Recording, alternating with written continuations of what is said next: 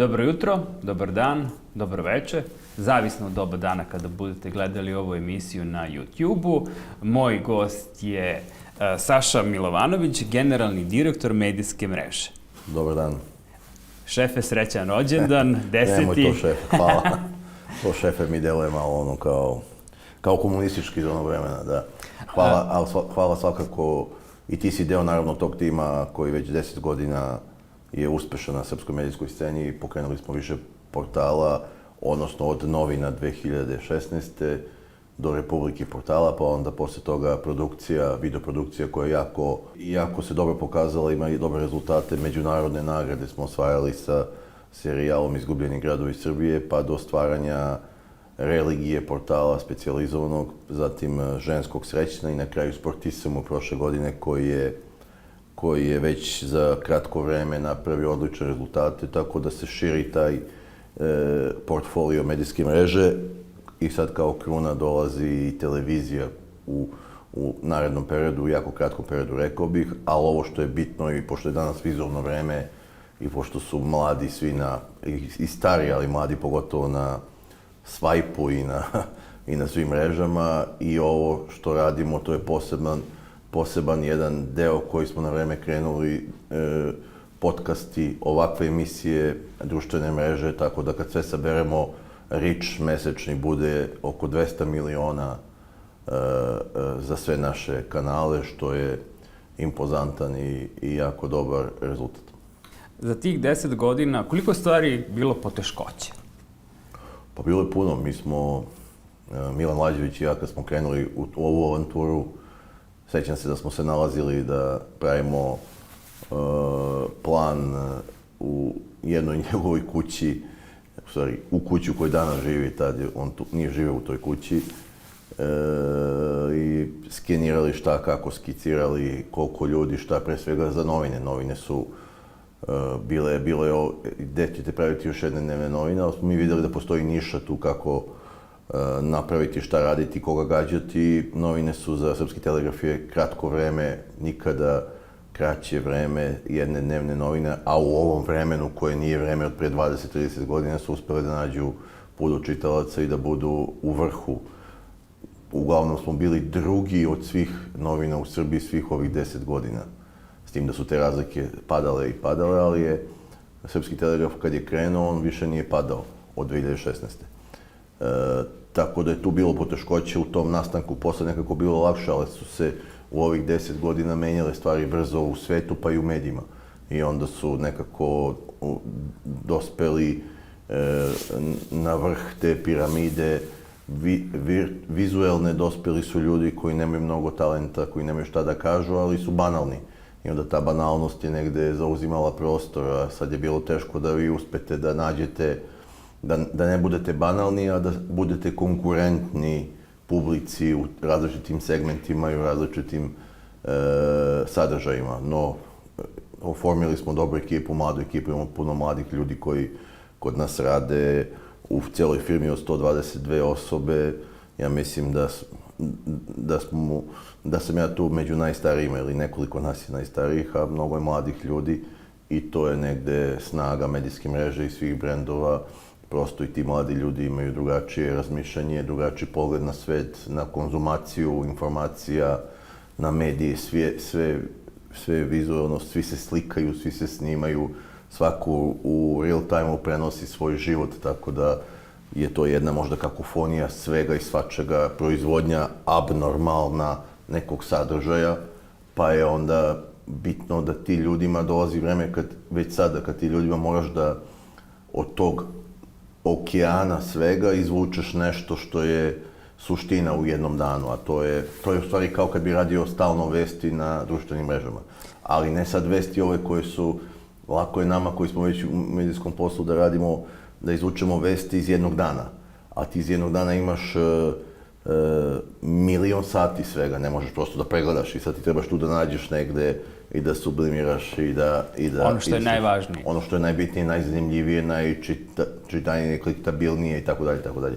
Po različitim parametrima, kako da zadržiš publiku duže po onim parametrima koji se mere u rangiranju jednog portala. Znači, i broj usera i vreme zadržavanja, čak i vreme zadržavanja i bitnije nego ta pozicija u broju usera, jer onaj ko tebe provede više vremena, znači ima više inventara za marketing. Ali da, to me zanima, pošto imali smo koronu, ekonomsku krizu, blokadere, a na sve to imamo da svaka osoba može da bude medij, ako ima kameru i snimi se. Sad, kako se izboriti sa svim time i sa tolikom konkurencijom da se ostane konkurentan? Pa jeste da nastoje haos. Mislim, nekad iz haosa izađe i nešto dobro, ali ovaj haos i dalje traje, da je svaki čovjek medij. Sad tu ima prvo nerešena ta imovinsko-pravna pitanja, odnosno pitanje apsolutnih prava ili prava uopšte, gde svako ko je proizveo nešto, a to je završilo na 100 drugih mesta, pa je pitanje ko kome šta tako. Znači, monetizacija celog tog kruga je neizvodljiva. I često monetizaciju vrši neki pojedinac koji je pokupio tuđ sadržaj. I on pravi monetizaciju na osnovu toga. Čak imate specijalizovane te naloge koji rade samo uzimaju tuđ sadržaj i probaju da ga monetizuju. Tako da tu je potrebna zakonska regulativa za tu stvar, da bi se znala pravila igre. I ja sam na tom stanovištu nekih zemalja od Australije, pa vidim sad i Austrije i neke druge, da mlađima od 16 godina treba da se zabrani, odnosno ograniči pristup internetu, da ne mogu da imaju naloge. Na kraju krajeva ja verujem da bi to moglo da se reši globalno, ali očigledno nema interesa da se to reši, jer ako ti ne daš ID ti je i knjižica đačka, ako ne daš ID svoje podatke samo pa do starijih ljudi, da otvoriš nalog, to bi moglo lako da se reši. Nemaš ID, nema naloga. Ali očigledno da onaj ko to radi, da je njemu bitno da ljudi otvaraju pod lažnim imenima i onda ti nas uče nemojte kao da zloupotrebljavate mreže. Pa vi rešite tako što nećete dozvoliti da ja otvorim mrežu ako nisam dao svoj pasoš, ličnu kartu ili podatak da sam to ja i da nije pod mojim imenom i prezimenom. Prosto je to. Ali verujem da će jednog dana doći i to sad. I taj haosa iz haosa će vjerojatno se izvodi nešto, no za mlade ljude je to katastrofa za ove do 16 godina. Ja mislim, to je kad detetu od 7, 8, 9 godina daš telefon u ruke, to je kao da si mu dao atomsku bombu, bukvalno. I ta atomska bomba ne uništava, sve oko sebe uništava prvo njega, pa onda i one ostale oko njega. I mislim, za dobrobit čovečanstva to mora se menja. Ove neke zemlje su to već pokrenule. Nadam se da će i Srbija to da dođe u tu fazu da to isto radi. Koliko stvari ima krađe sadržaja, pošto za proizvodnju jedne vesti to novinar mora da ode na mesto da snimi, prekuca, slika to, a neko dođe, copy-paste i završio je posao. Ne, pa kažem, to je potpuni haos, to više pre 10-20 godina je bilo ono kao da ti sad nekoga pitaš da uzmeš, pa ako s nekim medijem sarađuješ, on ti da neku saglasnost, bar usmenu, nekad i pismenu. Sada toga nema. I sad više se niko i ne obazire. Danas, recimo, svako proizvede neku vest, plaća redakciju, plaća ljude, proizvede vest, a neko uzme tu vest, malo je preradi i pusti je kao svoju. Iako on ima veći doseg, ako ima veći broj pratilaca, on će faktički može da raspusti novinara i samo da dostavi jednog daktilografa, sekretaricu koja će da prepravlja to ili lektora i da pušta. Tako da je to sad malo banalizujemo, ali nije daleko od onoga što se dešava i u Srbiji i na nekim drugim tržištima. Sa pojavom toga što se vraćamo da je svaki čovjek medij postao, vi imate jednu dopisničku mrežu, da tako kažem, koja je neformalna dopisnička mreža gde svako može, svačiji sadržaj može da uzmete, jer uvijek je neko negde u nekom trenutku da se nešto dešava. I pre neko bio svedok, danas taj uzme i snima odmah. Svi su nekako, u svakoj situaciji su navikli da rade odmah ovo. To je kao prva reakcija, tako da, pogotovo mladi ljudi, i sad vidjeli smo ovim blokadama i svi sve snimaju, tako da, kao da smo svi u nekom live prenosu, kao da čim izađemo iz kuće smo u live prenosu, a boga mi vidim da neki i iz kuće, unutar zidova svojih kuće su u live prenosu, što naravno ne mislim da je dobro i ne mislim da išta dobro može doneti i ovim mladim ljudima. Ta takozvana transparentnost, pod navodnike, nije transparentnost, nego je više neka vrsta histerije koja ne može donesti ništa dobro. Da, ali novinari, ajde to kažemo, su ograničeni novinarskom etikom, dok običan čovjek može da radi šta hoće da bi bio klikabilan i ono vidljiv, tako da negde tu je ta konkurencija malo... Da, opet dolazimo do regulative. Znači, ako je običan čovjek Petar Petrović i znamo da je Petar Petrović, i ako Petar Petrović uzme i napravi neki uradak gde nekoga vređa, taj neko može da ga tuži i potraži zaštitu pred sudom i naplati 100-200 hiljada dinara, pa onda Petar Petrović to više neće da radi, jer će shvatiti da može svaki put da ispašta. Pošto ovdje nema sudske prakse ili je retka, onda svi misle da je, nekad su govorili, mediji su oružje kao kako se zloupotrebljava taj način nekakvog izveštavanja. Danas svako misli da može svakome da se sveti tako što će da objavljuje lične stvari i da ga vređa. Vi sad uzmete telefon i uzmete XY osobu i vređate besomučno i to objavite. I što je bolje vređate, veća je kliktabilnost i više lajkova.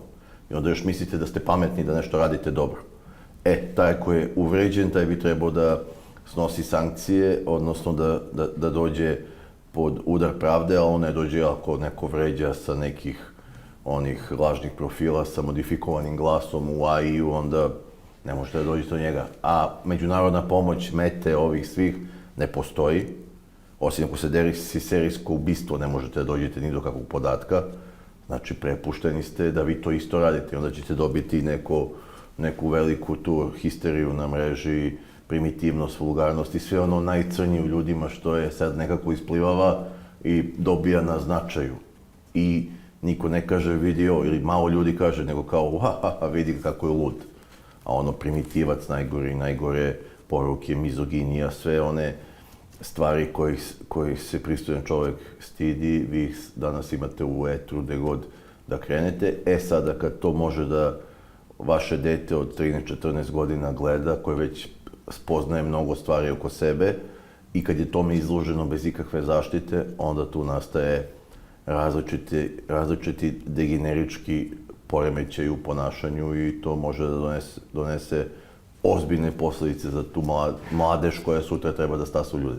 Da, dobili smo divlji zapad i taj način komunikacije je postao standard, to se traži, ali spomenuli ste veštačku inteligenciju. Koliko je stvari veštačka inteligencija plus za medija, u stvari minus? Pa čak i nama koji se bavimo medijima nekad je teško da razaznamo da li nešto AI, jer sve su bolje alati i teško je uopšte da vi otkrijete, što bi rekli mladi, provalite da je nešto napravljeno uz pomoć veštačke inteligencije. Ona je dobra, kao i svaka inovacija, ona ima dobre i loše strane. Sad, mera između, sad bi rekli mladi 6-7, mera između toga šta je dobro, šta je loše je jako teško uočljiva. Uglavnom deluje da u tim novim novotarijama bude mnogo više loših stvari, a možda i do ljudi koji kroz te novotarije ispoljavaju svoju pravu narav.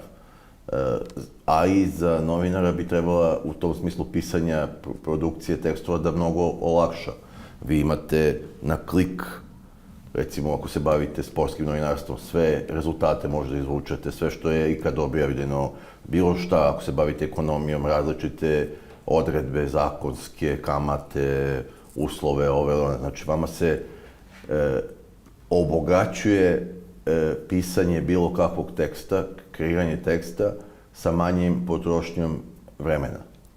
U moje vreme sam ja morao da, kad odem da se spremim za intervju, da sedim u politici, u dokumentaciji, da provodim sate čitajući nečije intervjue s kim trebam da radim intervju. Danas uzmem i napišem taj intervju, klik, i sve mi izađe i prosto sam spreman. Tako da za mene koji sam živeo i u ovom dobu i ovom sad, ovo je kao svemirski brod u tom smislu. Sad ove negativne stvari, kao i uvek kad je nešto tako, kad se sve sakrije iza slobode, kao što je sloboda, pravo, i onda iza toga se kalemi sve ono najgore i svi niski porivi i još mi svi aplaudiramo na tome, kažemo jao kako je to dobro, kao. Imam ja tu recimo jedno poređenje muzičku, sad imate, evo baš nam je bio juče pa sam se zato i toga setio, Nikola Rokvić. Imate recimo idole mladih. I sad s jedne strane stavite Nikolu Rokvića, otac, veliki pevač, porodica, fenomenalna, on odličan pevač koji bi trebao napraviti po mom skromnom mišljenju mnogo veću karijeru nego što ima, zaslužuje pre svega svojim glasom, pojavom i svim.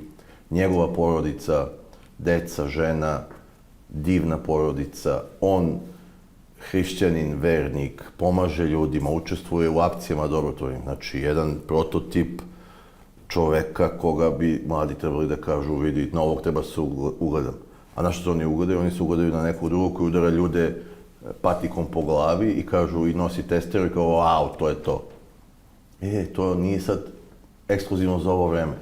Očigledno te neke devijantne stvari postoje u prirodi ljudi i onda ljudi se idu ka tome, nema drugog objašnjenja da između nečeg što je prototip dobrog i nečeg prototip divljeg ili u osnovi muzičkog, nema veze s muzikom, vi birate to, sloboda izbora, nije sporno. Da. Dobrota izaziva mnogo manju pažnju nego zlo. Uvek je bilo više tako. Ljudi klikće na neko zlo. Ali da li smo mi, da li možemo da kažemo da štampani mediji polako izumiru? Da, de facto. To se vidi po tiražima, vidi se po tome da su ljudi 50 plus u štampanim medijima, odnosno konzumenti. Međutim, štampani mediji imaju njihova prednost je što u ovoj histeriji u kojoj pričamo, urednički tim napravi najvažnije stvari, pa vi možete da pročitate i neku analizu nečega, ne samo puko prenošenje stvari. To je ipak za ljude koji su malo više... Danas je došlo vreme da su štampani mediji za ljude koji su više obrazovani, koji hoće i neku analitiku, a ne samo puko prenošenje. I druga stvar, uticaj medije, kad vi nešto vidite na naslovnoj strani pa se to prenese na svim jutarnjim programima, na svim televizijama, to ima neku svoju dodatu vrednost. Ovde danas, dok mi pričamo, meni su uključeni na telefonu sve push notifikacije svih portala koji postoje. Ja ću dobiti za ovih 40-50 minuta 150 notifikacija. Ja samo dok izlistam 150 notifikacija ću proći kroz sve te vesti i možda mi jedna zazvuči dobro pa je kliknem, sve ostalo ću proći i obrisati. Sad i ta push notifikacija u trci za klikove izgubila smisla. To je breaking news treba da bude. Danas je breaking news, danas je stvarno dan. Znači, ili ne znam, horoskop za danas. Tako da su sa te strane lakše da se čovek srednje generacije kao ja snađe u novinama nego na portalima, jer tu ne može da vidi šta se dešava i ne može da obuhvati to. Nema onaj ko hoće da ima pod rukom. I postoje zemlje u kojima je došlo do retro faze, a to je da se vraćaju, pre svega ove zemlje zapadne Evrope gde pisani mediji, odnosno štampani mediji dalje imaju retro varijantu, da su se vratili u nekom, to su u stvari nacije koje imaju duboku kulturu čitanja novina, pa i Austrijanci, i Nemci, i Britanci. Ali ne kažem je to što verujem da će jednog dana da se sad sve to vrati. Priroda kruži, možda ako nestane interneta opet će ostati samo novine, ali de facto je vreme štampe prošlo, postaje to nekako vreme koje se sećamo s nostalgijom. Kao što imate ove jugonostalgičare pa se sećaju vremena s nostalgijom, tako ćemo se sećamo štampe s nostalgijom. U ovom modernom vremenu pretpostavljam da će kanali komunikacije su već, ne da će, nego su već različiti, ali i to neko mora da proizvede, odnosno te vesti. Ne sad što neko histerično nešto snima, to je jedan nivo, ali proizvodnja vesti mora da postoji u svakom, bez obzira na kanale komunikacije. Vi kad proizvedete danas ovde neku vest, ona može da završi u novinama, portalima, TikToku, Reelsevima, Instagramu, Facebooku i svim drugim kanalima komunikacije. Tako da vest će da se proizvodi i dalje, samo danas se proizvodi neverovatno mnogo besmislenih vesti koji nikome ne trebaju. A koliko u stvari algoritmi društvenih mreža utiču na uređivačke politike medija? Jer primećujemo da je Facebook promenio svoj algoritam i više kada okačite link da idete na drugu, on kaže ne, sve mora da ostane kod mene, Instagram isto, sve mora da ostane kod mene, ne sme niko da pređe na drugu stranu, a što je jako pogubno za mediji. Da. Pa Facebook je bio jedan od glavnih, kad je počela era portala, Facebook je bio glavno sredstvo za širenje uticaja tog portala, odnosno širenje vesti. I mnogo se para trošilo na plaćen sadržaj, odnosno da se dosegne do većeg broja pratilaca. Ali sa tim promenom algoritma, sad to više ni približno nije, sad su došli novi kanali komunikacije, nove mreže i onda Facebook više apsolutno nema taj ni približno utjecaj, pričam za portale kakav je imao pre 7 godina, 6 ili 10. I ta promjena je de facto vidljiva i uočljiva. A algoritmi sami po sebi, pa algoritmi se šteluju, kao kad štelujete struju ili bilo šta. To smo vidjeli ovih godina i po dana u ovoj obojnoj revoluciji u Srbiji. Znate, kad ja sam to gledao, to svaki čovjek mogu se pojedinac uveri, pa i ja sam. Ja ukucam neke stvari koje su opšte, tipa, ajde krenemo od Aleksandar Vučić. I meni na prvoj strani Google izlaze sve tekstovi Deutsche Welle, Nova, N1, Radar, Danas, Slobodna Evropa i tako dalje. Pa onda možda na drugoj strani se pojavi jedan blic. A to je sve kao slučaj? Ne, pa nije slučajno, to upravo pričamo o tome kako se štele. Onda se pojavi jedan blic možda. A recimo ovi mediji koji su napisali mnogo više tekstova, koji su napisali u skladu sa ono 1200, 1600 karaktera i svega ostalog izvora, znači ti tekstovi se nigde ne pojavaju, oni su sakriveni. I tako vam se kreira javno mnjenje i to smo vidjeli. Prosto vi imate takvu situaciju da onaj ko drži mreže, taj drži stvarnost. I to se primećuje i u toj razmjerni moći velikih zemalja, Amerike, Kine, kad kaže Trump, mi hoćemo svoj TikTok, nećemo vaš, Kinezi koriste TikTok za svoju deci za učenje.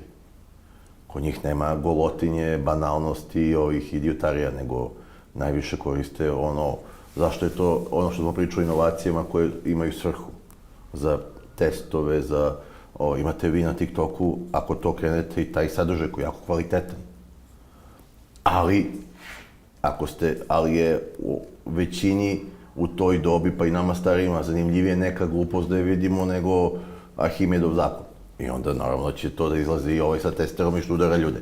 I to vam je prosto tako. Tako da taj rat, podešavanje algoritama i sve to je jako moćno oružje i tek će biti. A kako se uopšte izboriti sa tim da mi imamo jednu vrstu cenzure od strane društvenih mreža i američkih pretraživača? Da.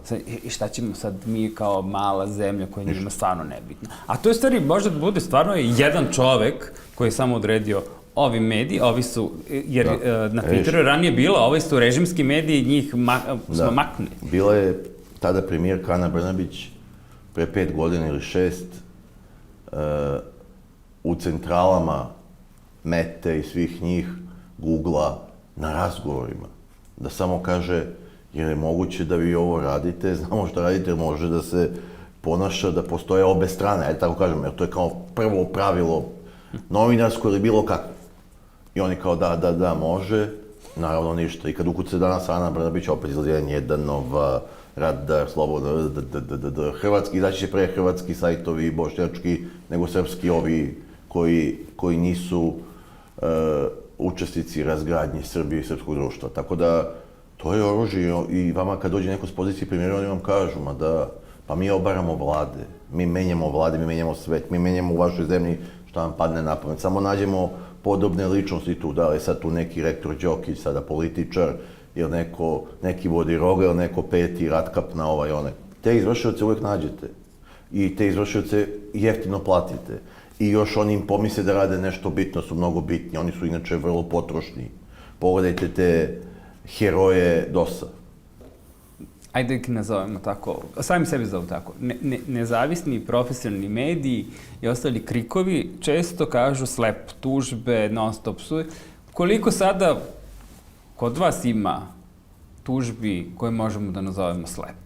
Stalne su, da. Kod nas je to na drugom nivou. Što mediji dobijaju tužbe, to je jedan nivo, a ja kao pojedinac koji gostujem u nekim emisijama na televizijama dobijem dodatne tužbe. Znači, mene zbog jednog gostovanja na Pinku su tužili Miroslav Aleksić, političar, njegova supruga i njegov tast.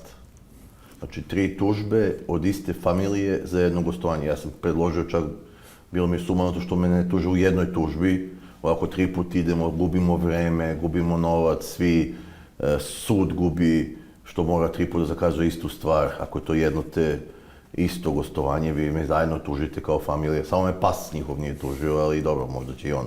Nisam ga valjda pomenuo. Mada nisam ni ovaj pomenuo, nego sam pričao o stvari koje su opšte, gde su svi od predsjednika države u parlamentu su o tome pričali i on je tužio i naravno u lakom sudstvu političar koji treba da ima veći stepen trpljenja. To njih ne zanima, nego vam oni dosude neku kaznu, iako vi niste rekli ništa novo, što se nije čulo u parlamentu, na svim televizijama od najviših predstavnika vlasti, čak i debate te koje su bile unutar parlamenta između Aleksića i drugih političara. I te slab tužbe, znači sad su oni idu i personalno na ljude koji su njima vidljivi da tuže. A ovo što radi N1 dobije, vređa ljude i dobije jednu tužbu ili dve i kaže ja slab tužbe. To je ono klasična zamena teza i glumljenje žrtve. Mi kada bi radili to kao oni, mi bi samo svakog dana pričali da smo pod slab tužbama. A mi jesmo stvarno pod slab tužbama. Vi kad dobijete od nekog političara opozicionog 7 tužbi, to se zove slab tužba. Ili od nekog privrednika, to se zove slab tužba, a ne ovo. Ali ta uloga žrtve, oni to znaju, naučili su to iz priručnika, nije to sad neka velika tajna, da su oni su žrtve sve vreme, oni dok tuku, oni govore, ja vidite šta radi represivna policija, dok spaljuju prostorije SNS-a, to govore, dok pucaju ispred Skupštine, dok vade noževe, ubadaju ljude, dok pucaju u Vrnjačkoj banji na prostorije SNS-a, dok su, znači, svo nasilje koje se najbrutalnije izlivalo u Srbiji je išlo sa blokaderske strane, do pokušaja spaljivanja Vučevića u Novom Sadu i ljudi koji su bili kad su Kobre reagovali. Znači, vi imate sa te strane erupciju nasilja u godinu i po dana, s tim da oni mogu da proizvedu i da vrše nasilje, ali im je plenum to dozvolio. I onda kad vi neko se usudi im odgovori, kaže, jao, šta je ovo? Kao da li moguće da se neko brani dok ga mi napadamo? Trebaš da ćutiš dok te mi ubijamo, ne možeš se braniš. Tako da je to je taj narativ i N1 je u suštini i ta platforma cijela Šolakova, N1, svi ovi sateliti, oni su bili glavni generatori mržnje među Srbima i glavni generatori podela i izazivanja nasilja. Oni su prenosili nasilje uživo, uz one rečenice njihove fantastične. Sve je mirno, samo se spaljuju prostorije SNS-a.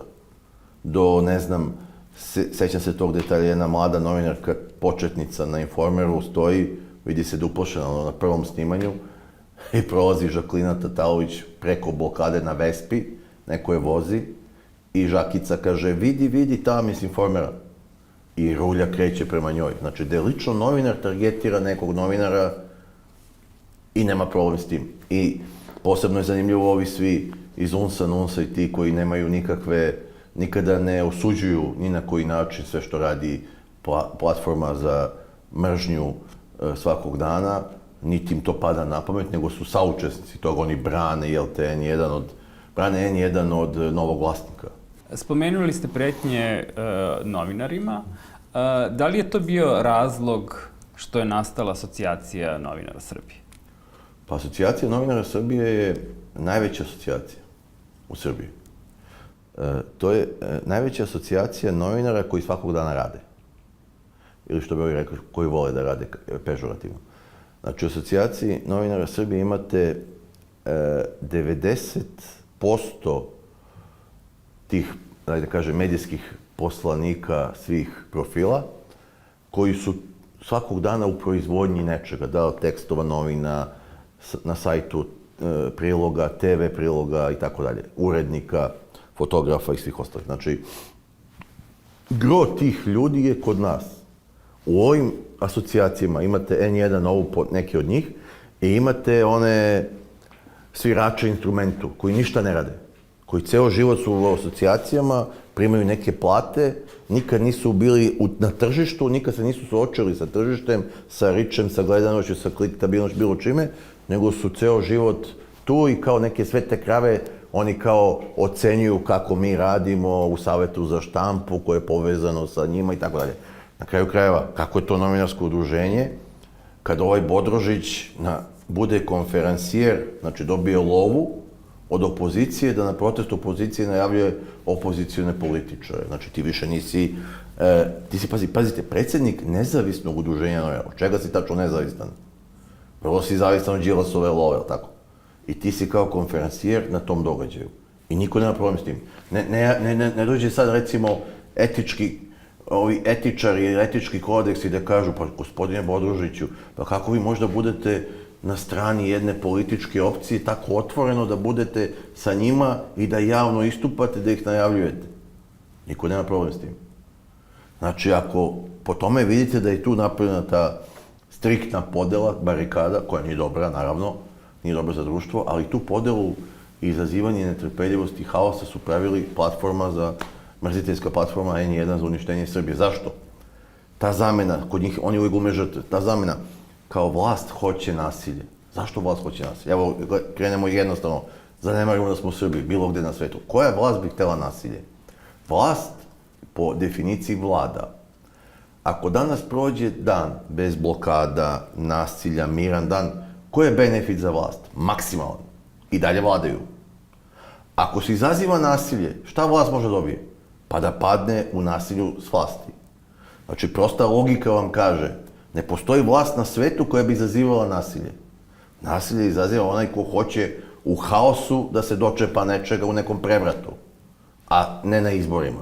Znači, svaka vlast, pa i ova vlast na svetu je srećna kad jedan lep sunčan dan prođe i nema problema sa energentima, nema uličnih protesta, nema saobraćajnog kolapsa, nema ničega od toga, njima je dan, oni kažu, samo da nam je ovakav dan svaki. Znači, vi vidite tu prevaru. Zašto bi neki Vučić, koji inače, kako ga oni opisuju na najgori način, sve suprotno od toga, neko ko se čak nikad nije svetio ni onima koji su pokušali da ga ubiju, bukvalno, zašto bi on želeo da ima haos na ulicama? Pa koji bi to državnik želeo bilo gde na svetu? Znači, potpuno je jasno da je to nasilje proizvedeno od strane blokadera, plenumaša, lažnih studenata i svih tih koji su se sakrili za tih studenata. Imate jedan mali broj studenata koji oni zovu studenti i oni su svi. Od 235.000 studenata, 500 njih se vrti, šeta tamo ovamo oko gluvi kučići od mesta do mesta. Ovih 234.500 ne vidimo ih. Kao da ne postoje. I onda oni kažu studenti, znate. I šta znači to studenti? A od tih 500, svi su 90% politički angažovani. Stav organizacije, one anarhističke organizacije, Sviće, PSG partija, Bravo u Novom Sadu, znači sve neke one Antifa, Omladinci partija, sve ti. I ti ove studente koji se ne bave tako angažovano političkim radom, a uglavnom te levičarske ideje ili te transgenderske ideje, njih ne vidiš. Ali se oni zovu, oni su zauzeli imenicu studenti. I oni misle sad kada jedan kaže studenti, da čovjek pomisli to su svi studenti. Kad oni kažu čak i narod, pobunjeni građani, pobunjeni narod Srbije. Pa i ja sam narod Srbije, ti si narod Srbije, mi nismo pobunjeni. Koliko ljudi znamo, pa mnogo je više, i onda dođu izbori, onda na izborima pa vidi nisu baš tako pobunjeni kako smo mislili. Da, ali oni imaju da se kriju iza tih kolektivnih naziva. To je po definiciji. Isto kao i kada novinari vode politiku na Twitteru i neko ih zbog politike napadne, oni kaže, napadnut novinar. Pa nije napadnut novinar, nego je političko biće napadnuto. Ali spomenuli ste Savet za štampu, i kada pogledamo ko čini komisiju, koja je vrlo ideološki na strani blokadera, i kad pogledamo statistiku, da izgleda da ne postoji da je danas ikada prekršio kodeks, nego su to sve Republika, Alo, Informer. Kako stati im na put, jer Ministarstvo informisanja mora da ih poštuje. Da, imaju jednu prevaru koju sam vidio, mislim prevaru, pa i jeste, ali negde su za ovih godinu i po dana broj laži koje objavio N1 i Nova je abnormalan. I u posljednjim nekim osudama, meni to ponekad stigne, ja to više ne obraćam pažnju, to ničemu ne služi. Ali sam vidio da je 4-5 puta osuđena Nova. Jeste. Znači, samo i oni moraju čak i njih da osude, ali ne smiju da osude N1. Nijednom. N1 mora da ostane neuprljan, a Nova je tabloidna televizija, pa ajde kao da napravimo prvi da i njih osuđujemo, ali znate šta radi Nova? A pogledajte te tekstove, to je, nema druge strane, nema sagovornika, nema ničega, po principu reče mi jedan čovek, kvalifikacije, laži ogoljene, izmišljenje, sve. Znači svaki 90% tekstova sa Nove i N1 bi po njihovim tim pravilima u Savjetu za štampu bilo osuđeno. Oni ne diraju N1, nego sada je toliko ovih godina i po dana prosuto laži da su morali da osuđuju i Novu čak. Na kraju krajeva tu imaju ljudi koji se jave, pa oni moraju da postupaju. A vam kažem, to je, vi i po tome vidite koliko je to, kakva je to mašinerija. Kad ni ovi više koji su sve vreme njih držali po strani moraju ponekad ih osuđuju, jer toliko lažu da ne znaju šta će, prosto ne mogu da objasne više, nema ni jednog argumenta. I taj Savjet za štampu je ideja bila dobra, ona sad ne služi ničemu, ona je potrošena i dok tu ne bude zastupljeno procentualno snazi, članstvu i svih udruženja i svih medija i da rade po svojoj savesti i po onome što čitaju, onda će to da ima smisla, onda možda obavezuje sve nas. Ovako, kad ti tamo sedi onaj što dolazi sa blokaderima, ide na proteste i drži govore i onda mi on meni presuđuje. On mene, ono što se kaže, u svom najdubljem uverenju ne može da smisli. On je besan što ja postojim, što ja pričam. I on treba sad kao da nezavistan organ odlučuje u nekom tekstu koji sam ja napisao. Besmislica. Tako da je to jedna politička organizacija, to više nema tu svrhu izgubila, kao što su političke organizacije i NUNS i UNS, to nisu nikakva udruženja novinara, to su klasične političke opozicijne organizacije koje su čak plaćene bile od opozicionih faktora, od Đilasa pre svega, pa i nekih drugih. Sada su to blokadersko-plenumaške organizacije koje tome služe i to je to, znate. Ali ja sam tužio Savjetu za štampu Istinomer, koji je registrovan kao medij, zbog onog Vučićevog ansambla. A ja sam tu, da. Tu smo zajedno. I ja sam samo gledao kako će da me odbiju. I stiže odbijeno, nije prekršen kodeks novinara, zato što je to naučno istraživanje, koje je samo objavljeno u mediju i ne može da se primeni kodeks novinara zato što je to naučno istraživanje. Doktor Đokić je radio na Ja kažem, kako su uspeli da nađu. Ali mene sad zanima taj Vučićev ansambl. Vi ste u delu glasnogovornici.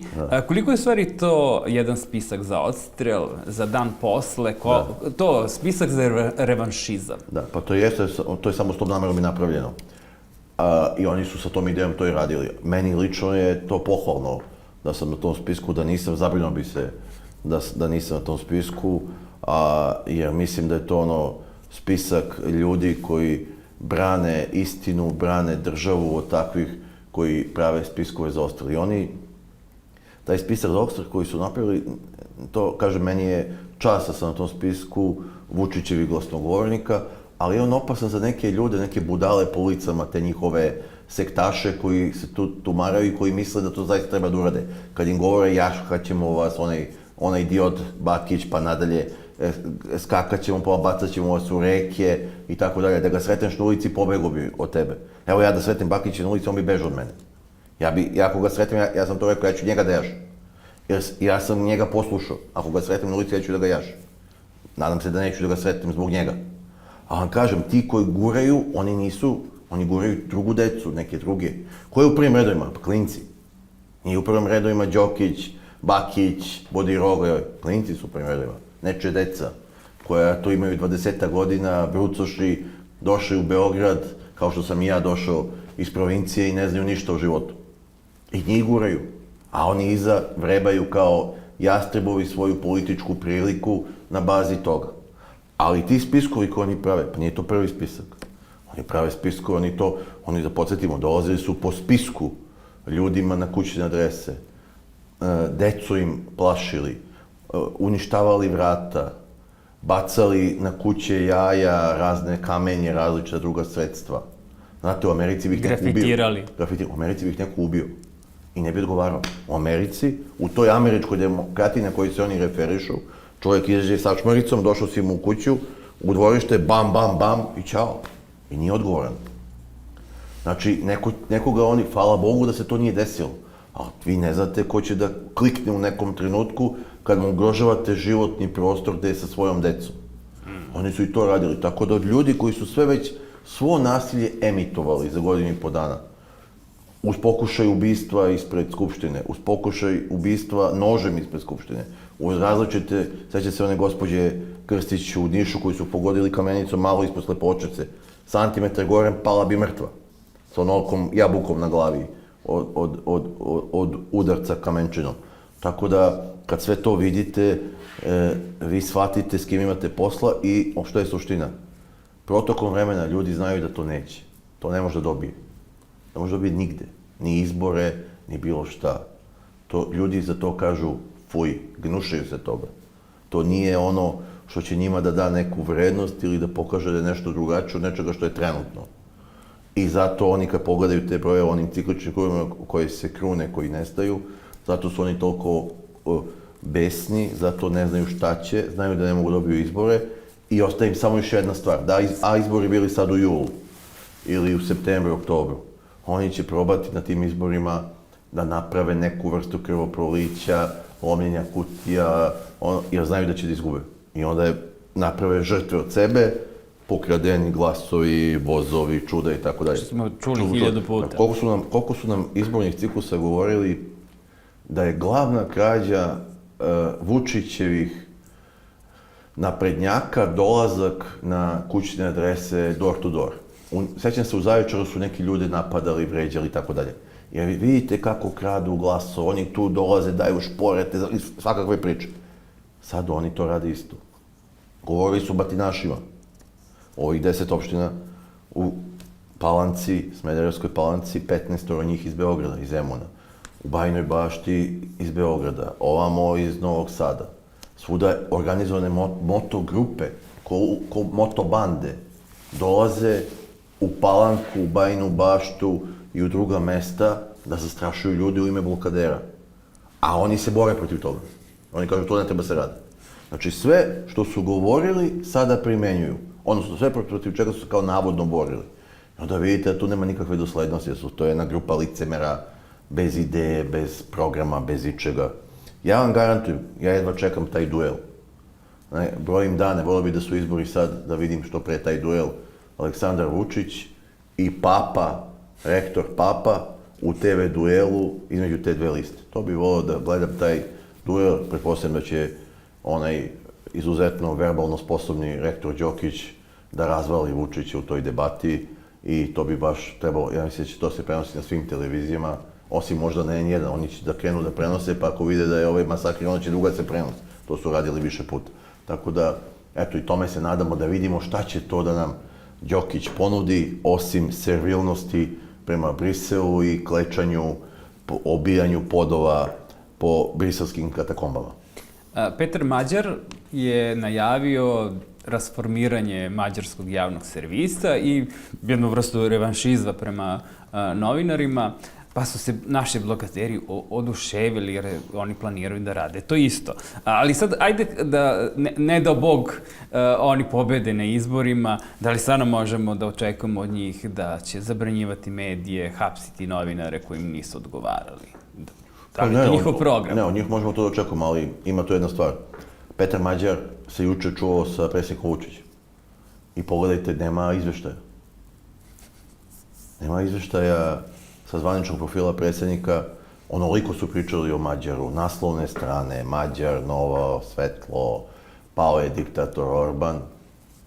Po logici stvari to zavređuje, taj prvi zvaničan razgovor Vučića i Mađara zavređuje opet veliki prostor, tako. Pa zašto nema? Pa to što je razgovor bio srdačan u cilju razvijanja i srpsko-mađarskog prijateljstva i svih infrastrukturnih programa koje smo već pokrenuli od pruge do razmene energije, gasovoda, skladištenja našeg i tako dalje. Što to meni govori? Meni to govori da Petar Mađar će jedno 6 meseci da glumi briselskog činovnika Plenkovića, a onda će 7 meseca da se pretvori ono što je u Orbana, malo mlađeg. Znači, vidim da ide u tom pravcu. Ljudi zaboravljaju da su oni bili ortaci. Pa da, vidim da ide u tom pravcu već sada i oni su već, blokaderi su skloni tome da nešto glorifikuju, da slave tuđe pobede u nedostatku svojih. ali sad već vidim da je Mađar već polako isklizao iz te priče. Da se vratim na javni servis, mislim da to ne može se sprovede u Europskoj uniji. To što je on rekao, to se zove nasilje nad medijima. Klasično i to Brisel ne može da odobri, čak ni njegov Brisel to ne bi odobrio. A to kao promenite... Pa sad Brisel je zabranio gomilu ruskih medija ili koji su malo zamirisali da su ruski. ruski. Ruski mediji, to je jasno. Ali ovo su mediji, ovo je javni servis mađarski. Ok, vi možete sad ako imate dvotrećinsku većinu promenite sve zakon, promenite ustav. Pa kažete u ustavu svako ko ne glorifikuje mene ne može se baviti medijom. Tačka. Može i tako. Sad banalizujem, ali u skladu s onim što je poznato, mada danas više ništa nije, sve što smo znali ne važi, međunarodno pravo, odnosi u bilo kojoj sferi društva. Tako da mislim da on takve radikalne poteze neće da radi. To je inače jedna prazna priča, kao kad slušate i od Đilasa i od ovih opozicionarnih blokadera, mi ćemo rasformiramo BIA, policiju, sve pa 0. godina. To je jedna glupost, neviđena, to nije moguće sprovesti. Znate, da Vučiću zameraju što su ostali neki kadrovi iz prethodnog režima i ovdje. Pa zato što nije moguće promeniti u državi kadrove sve. Kada vam neko političar kaže promenit ćemo sve kadrove, odmah znate da laže. Da bi sve to izveo trebamo između 80 i 100 godina. Razumete? Znači, prosto je jedna glupa predizborna laž koja ničemu ne služi. Na kraju krajeva što menjate nekog po različitoj dubini ako zna da radi, ako neko u nekom delu države radio dobro, što biste ga menjali? Što biste vi, znate, to je kako kad biste rasformirali, imate firmu sa 500 zaposlenih i dođete isterate svih 500 zaposlenih, da odaberete 500 novih. To vam traje 2 godine i za 2 godine vam se ugasi firma, ali niste ništa radili. Drugo. I nije postojao proizvodni sistem. Znači, to je jedna besmislica i jedna najgluplja laž koja služi za ove sa jeftinim kartama na izborima, da poveruju to laž da bi njih predobili u nekoj priči o opštoj pravdi, zadovoljenju pravde i tako dalje. Pa ko je to uradio? Kada? Ne zato što nije želeo čak. Nije mogao da uradi to. To nemoguće uraditi. Koliko je teško naći saradnike kada nam budući novinari dolaze sa fakulteta političkih nauka koji znam kakav je? Da. Pa ima pojedinaca, ali teško je zato što se sistematski truju deca. Ako vama predaje Dinko Gruhonjić, ako nečije dete danas na fakultetu, dok mi ovde pričamo, sedi i sluša Dinka Gruhonjića. To je opasna stvar koju vam priča da je Vojvodina nezavisna i da je on, kao Dinko Šahkić, ima predivno ime. I Jovo Bakić vam, sociolog, priča nekoj deci nešto. I vi slušate njih. I gomila tih neuspelih, znate, to je gomila neuspelih političara promašenih karijera, koji ceo život pametuju, a ništa nisu bili u stanju da urade. Sad su osjetili trenutak da mogu nešto da na prevaru urade, u tom političkom smislu da te svoje neke ambicije ostvare, a nisu mogli ni u jednom sistemu da ostvare. Ni u Vučićevom, ni u Koštuničinom, ni u Tadićevom, ni u Đinđićevom, ni u Miloševićevom, nigde. Uvek su bili na margini. Kad su bili u političkom životu, bili su uglavnom isterani iz svih tih organizacija kao nesposobni. E sada ti najnesposobniji na mala vrata, preko studenata, ulaze na listu i hoće da se dočepaju vlasti, poslaničkih mesta i svega ostalog. I to je ta negativna selekcija. Oni govore o negativnoj selekciji. Pogledajte na što liči ta lista. Pogledajte kakve su to karijere. Pogledajte ko su ti ljudi. Pogledajte kriterijum. Kriterijum, ja sam rekao Vučiću peder 86 puta, ti 72, ja sam na listi ispred tebe. Nema kriterijuma ničega. A kako izgleda to da ljudi ovi koji će za to da glasaju, kako to izgleda kad oni biraju? Ja zamišljam to, probam da to ubacim u neku sliku, da filmujem.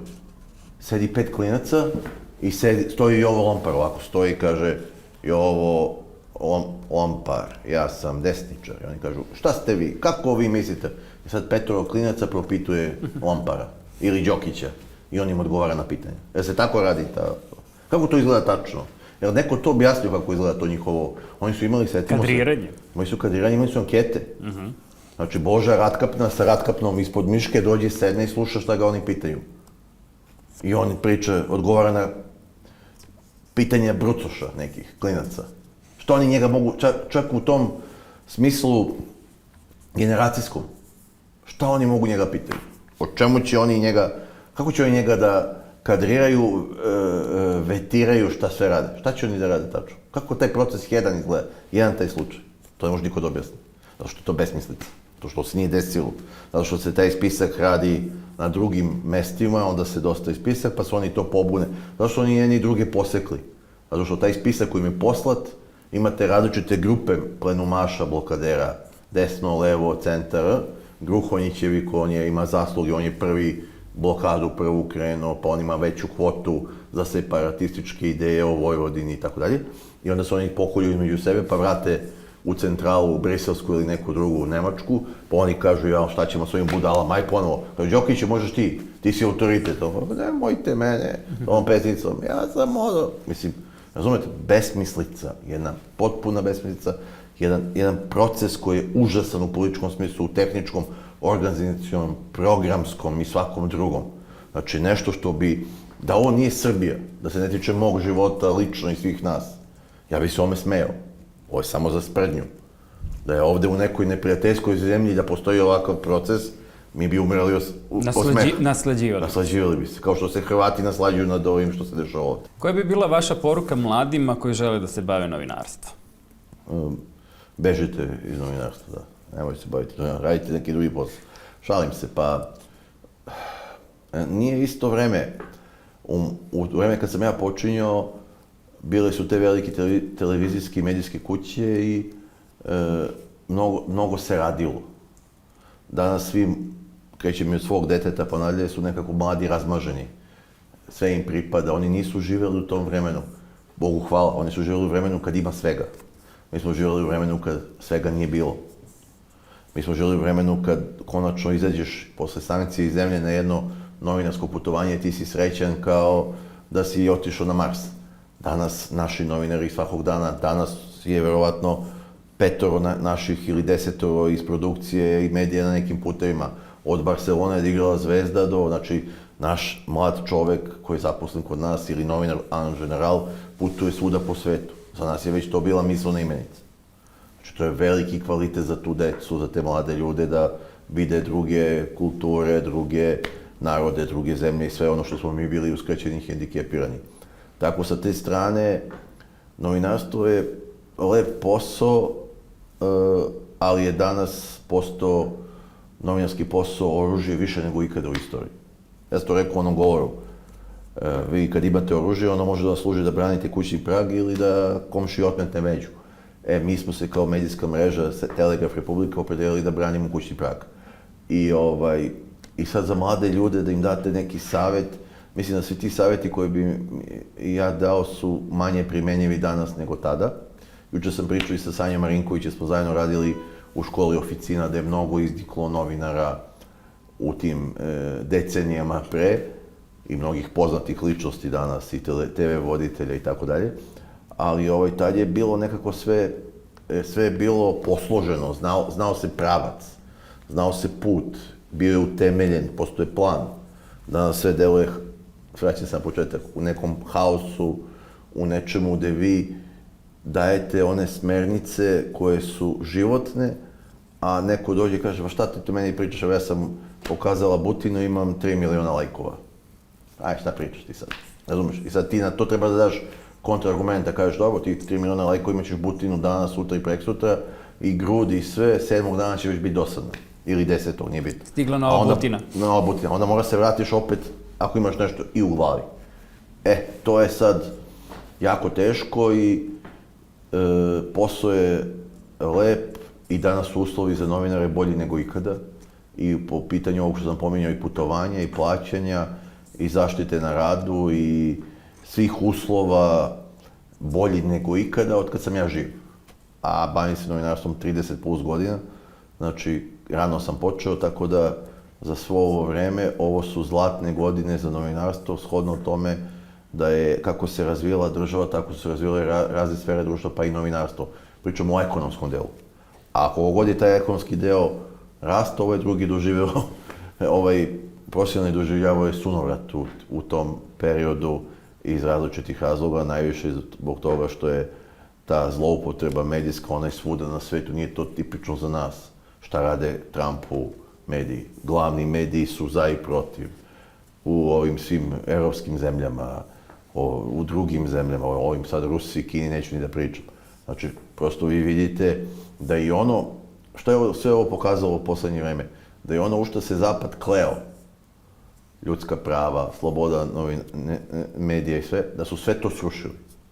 Sve na čemu je počivao Zapad kolektivni je srušeno u posljednjih, recimo, godinu, 2, 3, ili čak i posle početka ruske invazije ili rata sa Ukrajinom, pa do sad sve se srušilo.